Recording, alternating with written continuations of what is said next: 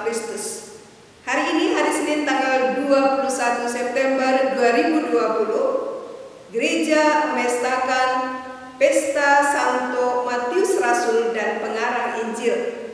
Bacaan Injil diambil dari Injil Matius bab 9 ayat 9 sampai ayat 13. Setelah Yesus pergi dari situ, ia melihat seorang yang bernama Matius duduk di rumah cukai. Lalu ia berkata kepadanya, "Ikutlah aku." Maka berdirilah Matius lalu mengikut dia. Kemudian ketika Yesus makan di rumah Matius, datanglah banyak pemungut cukai dan orang berdosa dan makan bersama-sama dengan dia dan murid-muridnya. Pada waktu itu, orang Farisi melihat hal itu. Berkatalah mereka kepada murid-murid Yesus, "Mengapa gurumu makan bersama-sama dengan pemungut cukai dan orang berdosa?"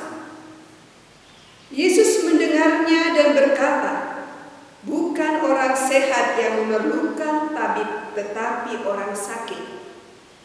Jadi pergilah dan pelajarilah arti firman ini. Yang kukehendaki ialah belas kasih dan bukan persembahan. Karena aku datang bukan untuk memanggil orang benar, melainkan orang berdosa." Demikianlah sabda Tuhan. Saudara-saudari yang terkasih, pada zaman dulu orang rajin mengaku dosa. Sering terjadi sebelum orang mengikuti perayaan Ekaristi, mereka terlebih dulu pergi mengaku dosa. Dan sangat berbeda dengan zaman sekarang. Zaman sekarang orang jarang mengaku dosa. Apakah karena memang tidak berdosa atau terlalu banyak dosa sehingga malu untuk mengakui dosa, atau merasa tidak masalah walau berdosa? Kalau orang tidak pernah mau melihat kekurangan dalam diri dan sadar akan kekurangannya, maka orang tersebut menolak berkat Tuhan dan keselamatan dari Tuhan. Saudara-saudari, disadari atau tidak bahwa tidak sedikit orang menolak untuk datang kepada Yesus karena menganggap bahwa dirinya sudah cukup baik.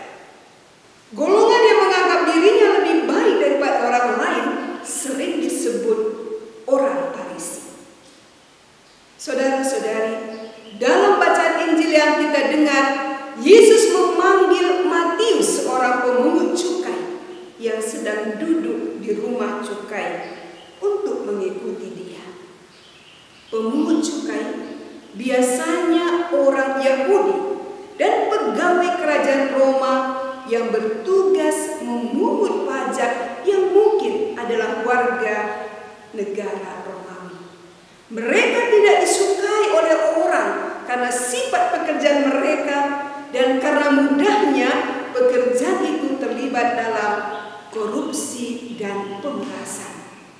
Mereka termasuk golongan orang berdosa dan orang yang dibuang dari persekutuan masyarakat.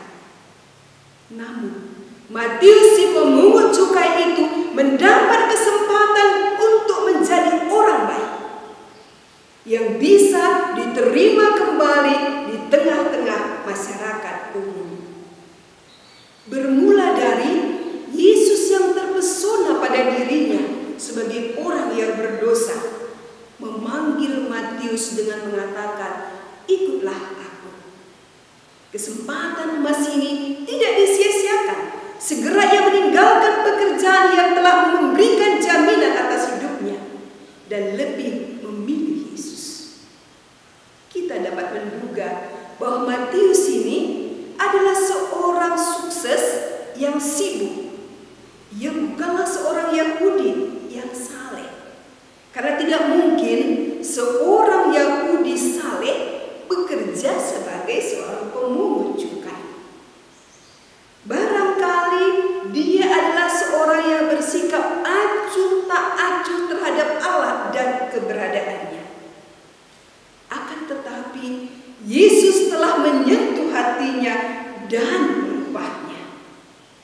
Yesus telah menjadikannya seorang pribadi yang utuh kembali dan memiliki harga diri lagi. Matius rela meninggalkan meja cukai yang telah memberinya banyak keuntungan duniawi untuk memperoleh harta surgawi dan harkat hidup yang tak ternilai. Rindukah Anda menyerahkan hidup untuk diubah dan dipakai oleh Yesus seperti Matius? Setiap kita sebenarnya sangat butuh pengakuan diri, butuh diterima, butuh dihargai, dan juga butuh dianggap ada dan berarti. Untuk itu, kita perlu belajar dari sikap sigap Matius yang menyongsong keselamatannya tanpa menunda-nunda. Yesus menegaskan bahwa bukan orang sehat yang memerlukan tabib, tapi orang sakit. Ia datang bukan untuk memanggil orang benar, melainkan orang berdosa. Saudara-saudari, di zaman ini begitu banyak orang yang sakit dan berdosa. Penyakit itu terutama pada sikap masa bodoh, cuek, egois, malas, iri, merasa diri benar, materialistis, malas ke gereja, malas berdoa, dan sibuk dengan diri sendiri. Orang-orang sakit demikian membutuhkan dokter untuk menyembuhkannya. Mungkin kita juga termasuk orang yang saat ini sedang sakit. Pengalaman Matius memberi contoh bagi kita bahwa ada kesempatan yang diberikan Tuhan untuk kita berobat, bertobat, berubah dari sikap hidup kita yang kurang baik. Saudara-saudari, kesempatan untuk bertobat dan memilih Yesus sebagai Sang Juru Selamat merupakan kesempatan yang berharga.